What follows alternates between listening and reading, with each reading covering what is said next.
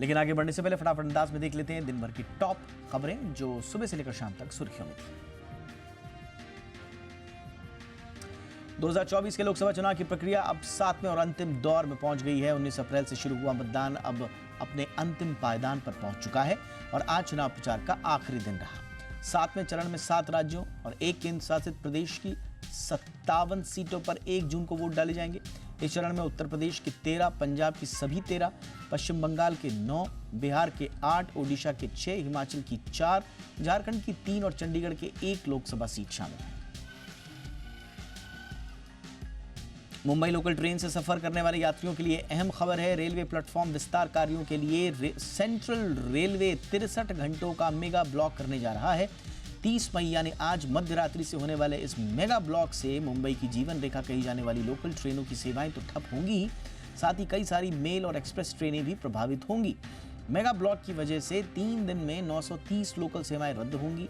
930 locals में शुक्रवार को 161, शनिवार को 534 और रविवार को 235 लोकल सेवाएं रद्द होंगी। जम्मू के अखनूर में जम्मू पुंछ राष्ट्रीय राजमार्ग पर यात्रियों से भरी एक बस गहरी खाई में जा गिरी। इस हादसे में अब तक 22 लोगों की मौत हो चुकी है और करीब 40 घायल बताए जा रहे हैं। इनमें 20 को जीएमसी जम्मू रेफर किया गया है। राहत और बचाव कार्य चलाया जा रहा है। उत्तर प्रदेश नंबर की ये बस जम्मू के शिवखोड़ी धाम जा रही थी। शार्प मोड़ पर सामने से आ रही दूसरी बस के आने से चालक का संतुलन बिगड़ गया और यह हादसा हो गया। इस भीषण हादसे पर पीएम मोदी ने भी दुख जाहिर किया है और 2-2 लाख मुआवजे का ऐलान किया है। उत्तर भारत में झुलसती गर्मी के बीच मानसून अच्छी खबर लेकर आया है। देश में मानसून की एंट्री हो गई है। वक्त से पहले मानसून केरल पहुंचा है। आज मानसून ने केरल के कोस्टल एरियाज में दस्तक दे दी। इस वजह से राज्य में तेज बारिश हो रही है। पिछले 2 दशकों में सामान्य तौर पर मानसून 1 जून को पहुंचता है, लेकिन इस बार 2 दिन पहले 30 मई को ही केरल में मानसून पहुंच गया।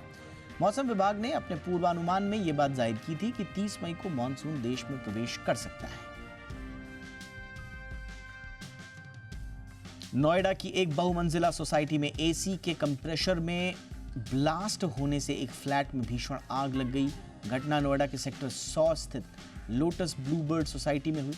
यहां एसी के कंप्रेसर में ब्लास्ट होते ही एक फ्लैट आग की चपेट में आ गया। आग इतनी तेजी से फैली कि लपटों ने अपने अगल बगल वाले फ्लैट्स को भी जद में ले लिया। बताया जा रहा है कि आग लगने की वजह से फ्लैट में रखा सामान जलकर खाक हो गया। हालांकि गनीमत ये रही कि इस घटना में कोई जनहानि नहीं हुई और आग पर समय रहते काबू पा लिया गया। एनएसई ने देश का पहला ईवी इंडेक्स लॉन्च किया है। निफ्टी का ईवी इंडेक्स उन कंपनियों के प्रदर्शन को ट्रैक करेगा जो ईवी इकोसिस्टम का हिस्सा है और या नए युग के ऑटोमोटिव वाहनों या संबंधित टेक्नोलॉजी से जुड़ी हुई है। इसका नाम Nifty EV and new age automotive index है। इंडेक्स के लिए बेस डेटा 2 अप्रैल 2018 है और इसके लिए बेस वैल्यू 1000 तय की गई है। इंडेक्स का सेमी एनुअल रिव्यू होगा और नए इंडेक्स में नए अवसर पैदा होंगे। देश में ऑटोमोटिव मार्केट को तेजी से बढ़ाने में भी इससे मदद मिलेगी। अपोलो हॉस्पिटल्स के जनवरी-मार्च तिमाही के नतीजे मिले जुले रहे। सालाना आधार पर कंपनी का कंसोलिडेटेड मुनाफा 145 करोड़ रुपए से बढ़कर 254 करोड़ रुपए रहा। जी बिजनेस ने इस दौरान 255 करोड़ रुपए के मुनाफे का अनुमान दिया था। सालाना आधार पर कंपनी की कंसोलिडेटेड आय 4302 करोड़ रुपए से बढ़कर 4944 करोड़ रुपए रही। मार्जिन 11.3% से बढ़कर 13 रहा। जी बिजनेस ने 13% मार्जिन रहने का ही अनुमान दिया था। अपोलो हॉस्पिटल ने 10 रुपए प्रति शेयर अंतिम डिविडेंड का ऐलान भी किया है।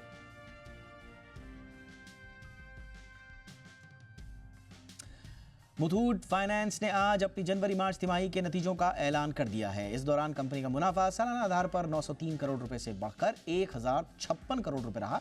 जी बिजनेस ने इस दौरान 1070 करोड़ रुपए के मुनाफे का अनुमान दिया था। सालाना आधार पर कंपनी की नेट इंटरेस्ट मार्जिन 1853 करोड़ रुपए से बढ़कर 2135 करोड़ रुपए रही।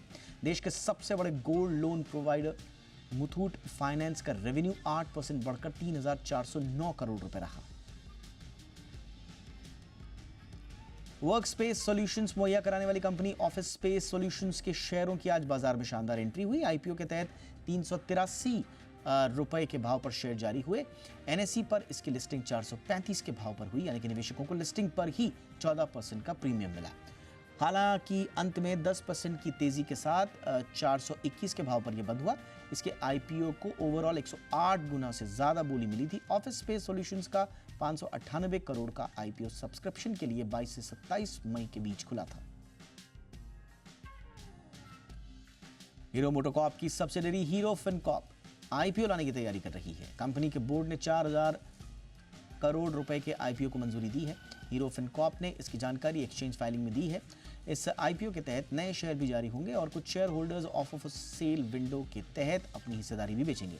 हीरो फिनकॉर्प एक एनबीएफसी है जो two wheeler financing, term loan, working capital loan, loan against property जैसे प्रोडक्ट रिटेल और कॉर्पोरेट कस्टमर्स को मुहैया कराती है। आरबीआई ने वित्त वर्ष 2024 की अपनी सालाना रिपोर्ट जारी की। केंद्रीय बैंक ने रिपोर्ट में कहा कि भारतीय इकोनॉमी के फंडामेंटल्स मजबूत बने हुए हैं। रिटेल महंगाई दर के आगे और नरम रहने की उम्मीद है। आरबीआई ने इसके साथ ही फूड इन्फ्लेशन से जुड़े जोखिमों का जिक्र भी किया और कहा कि सप्लाई के मोर्चे पर कोई भी झटका लगने से इसमें तेजी आ सकती है। रिपोर्ट में आरबीआई ने बताया कि नेट इनकम 87,420 करोड़ रुपए से बढ़कर 2,11,000 करोड़ रुपए हो गई है। पिछले वर्ष यानी कि 2023-24 में बैंकों से जुड़े धोखाधड़ी के मामलों की संख्या बढ़कर 36,000 को पार कर गई है। हालांकि इस दौरान धोखाधड़ी वाली राशि 46% घटकर तकरीबन 14,000 करोड़ रुपए पर आ गई है। आरबीआई की सालाना रिपोर्ट में ये जानकारी दी गई है। रिपोर्ट में कहा गया है कि FY24 के दौरान धोखाधड़ी में शामिल राशि 14,000 करोड़ रुपए रही, जो कि एक साल पहले 26,000 करोड़ रुपए थी।